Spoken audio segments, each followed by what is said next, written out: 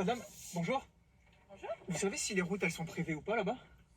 Alors là-bas, je sais qu'on a déjà fait.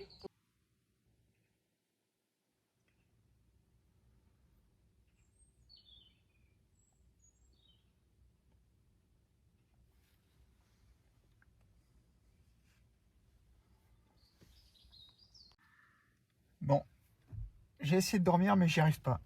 Alors du coup, comme je vous ai demandé si vous aimeriez une vidéo sur comment préserver la batterie de la Tesla, je pensais pas que c'est un sujet qui vous plairait, parce que c'est un peu hors sujet quand même.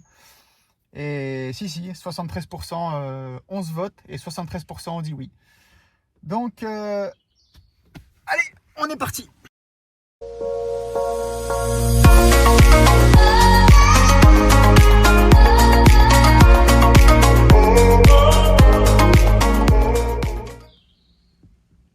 Bon, je suis à peu près sûr qu'il m'a vu, mais bon, j'en sais rien.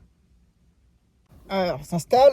Alors, bon, le cadrage est pas ouf, hein, mais bon, fait avec ce qu'on a. Et puis en plus, la voiture est penchée là.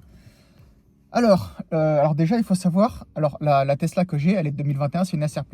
Et c'est une batterie LFP, lithium, fer, phosphate. Contrairement aux batteries NMC, nickel, manganèse, cobalt. La mienne, c'est une LFP. Et déjà, dans l'application, il y a d'entrée de jeu quelque chose qui ça veut pas dire grand-chose. Dans l'application, c'est marqué nous recommandons de laisser le niveau de charge à 100%, parce que je peux régler la voiture de manière à ce qu'elle s'arrête à 80, à 70, à 50, peu importe. Donc c'est marqué, nous recommandons que vous laissiez le niveau de charge à 100% et que vous chargiez une fois par semaine à 100%. Donc du coup, c'est un peu ambigu comme message. En fait, selon eux, ce qu'il faudrait, même avec une batterie LFP, il faudrait peut-être charger à 90 ou 95%. Et une fois par semaine, aller jusqu'à 100%. La laisser aller jusqu'au bout une fois par semaine. Chose que je ne fais pas, évidemment, puisque comme je suis VTC, je roule beaucoup. Donc, en général, je la mets à 90, 95% et je la mets à 100% une fois par semaine. Ça, c'est quelque chose, déjà, premièrement, ça, c'est la règle de base pour une LFP. Sachant que il y a aussi dans l'équation les superchargeurs, mais ça, je vais venir après. Ça va faire entrer de la lumière. Tiens, elle va m'envoyer une notification, les portières sont déverrouillées. Oui, bah oui, je sais que les portières sont déverrouillées. Ensuite, en ce qui concerne les superchargeurs. Alors, les superchargeurs sur une... Alors, je vais parler que pour les Tesla. Parce que les autres voitures électriques, les Peugeot, les machins et toutes ces... Bref. Je vais parler que pour les Tesla. Parce que la Tesla est une voiture que je connais, surtout que celle-ci, c'est pas ma première. Les superchargeurs, que ce soit une LFP, une NMC, peu importe, il vaut mieux éviter. De manière générale, il vaut mieux éviter. Et moi, quand je la mets au superchargeur, qu'il faut essayer d'éviter, je la mets... En fait, les batteries, ce qu'elles détestent le plus, vraiment, c'est la chaleur. Donc, c'est-à-dire que les superchargeurs, ça envoie du lourd quand même. Hein. Donc, les superchargeurs, là où la batterie est à son maximum au niveau, de la tension, c'est quand vous la mettez au superchargeur et quand vous la laissez aller à 100%. Le pire du pire, ce que la batterie va détester par-dessus tout, c'est température extérieure 35 degrés, superchargeur, 100% et pas utilisé. Ça va flinguer la batterie. Je crois que c'est le moyen le plus radical de flinguer la batterie à long terme. Ouais. Donc du coup, moi ce que je fais, c'est que quand je vais au superchargeur lorsque j'en ai besoin, parce que je fais beaucoup de kilomètres, elle est donnée pour 400 km la voiture. Mais si je fais beaucoup de kilomètres, je ne ferai pas 400 km. Si je fais beaucoup d'autoroute, je ne ferai pas 400 km. Je ferai 300 ou 350 peut-être. Ça dépend si je suis à 110 ou 130. Donc du coup, quand je la mets au superchargeur, je fais 80% maximum. Je le fais jamais plus et je le fais de manière extrêmement rare. Ça aussi, ça va jouer à faire durer la batterie le plus longtemps possible. Ce qu'il va aussi falloir éviter, c'est les accélérations brusques. Parce que les accélérations, en fait, alors la Tesla, c'est une voiture qui est puissante, en fait, si vous voulez. Déjà, la mienne, elle fait 325 chevaux, elle fait du 0 à 100 en 5 secondes. Mais accélérer comme ça très fort tout le temps, ça consomme... T'as une voiture. Ah bah c'est le mec de tout à l'heure. Ça consomme... alors ça consomme des pneus, ça consomme de la batterie, ça consomme des freins, parce que vous êtes obligé de freiner tellement vous allez vite. Et donc franchement, à part flatter l'ego, ça ne sert pas à grand chose. C'est pour ça que je vous mettrai une capture sur le côté. En fait, la Tesla que j'ai, elle est régulièrement paramétrée en mode confort pour que l'accélération soit moins sensible. Vous avez le mode, dans le réglage dynamique, vous avez le mode standard et le mode confort. Et moi, je mets sur mode confort parce que la pédale d'accélération est moins sensible. Et puis de toute façon, avec des clients dans la voiture, ça n'aura aucun sens d'appuyer comme ça comme un dingue. Donc ça, c'est à éviter pour préserver aussi la batterie. En fait, idéalement, la batterie que j'ai, si je faisais pas beaucoup de kilomètres, il faudrait rester entre 20 et 80, voilà, ça irait quoi. Mais la Tesla que j'ai, je sais qu'elle va durer encore longtemps parce que, en fait, quand je l'ai eue, elle avait 65 000 km et elle avait 396 km d'affichés. Là, elle a 193 000 km et elle a 390 km d'autonomie affichée. Après, ça peut être plus, ça peut être moins selon le type de route et selon la vitesse, comme je vous ai dit. Donc en fait, elle a perdu plus d'autonomie depuis sa mise en circulation jusqu'à ses 65 000 km que depuis que j'ai fait tous ces kilomètres avec. Et la mienne, elle va durer très longtemps parce que je la charge toujours sur un réseau qui est lent. Je la charge la nuit, donc il fait moins chaud. Je la charge jusqu'à 95%. Je ne fais jamais de superchargeur. Je ne fais jamais d'accélération brusque. Et même quand je vais au superchargeur, surtout, il faut faire vraiment le préconditionnement pour que la batterie se prépare. Donc tout ça contribue à la durée de vie de la batterie. L'hiver, je me gare au soleil. L'été, je me gare à l'ombre, quand je peux, évidemment. Mais tout ça, ce sont des petites attentions qui font que je suis très intéressé par le véhicule et qu'il ne faut pas acheter n'importe quelle batterie par rapport à votre usage, en fait. C'est ça surtout qu'il faut garder en tête. Bon, allez, je vais remballer la caisse. Mais avant, dernière petite astuce que moi je fais. Alors comme vous savez, je dors dans la voiture tout le temps avec le mode camping qui consomme un petit peu.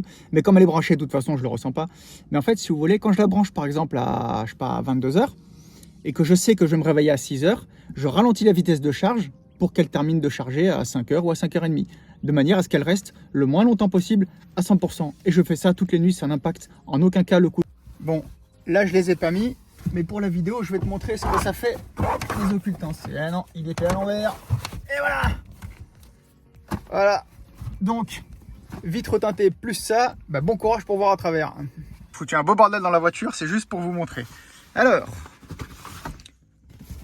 occultant des vitres. Ensuite, il y a les petits, parce qu'il y a aussi ceux-là.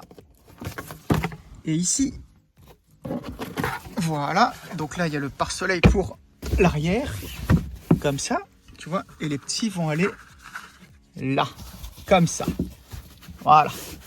Alors attends, je vais être obligé de lâcher le téléphone pour te montrer la deuxième partie. Bon, j'ai ouvert les deux vitres de la voiture de manière à ce qu'il y ait un maximum de lumière qui rentre pour te montrer comment ça se passe. Tu vois, il faut que j'enlève ce truc. Et après, je fais comme ça.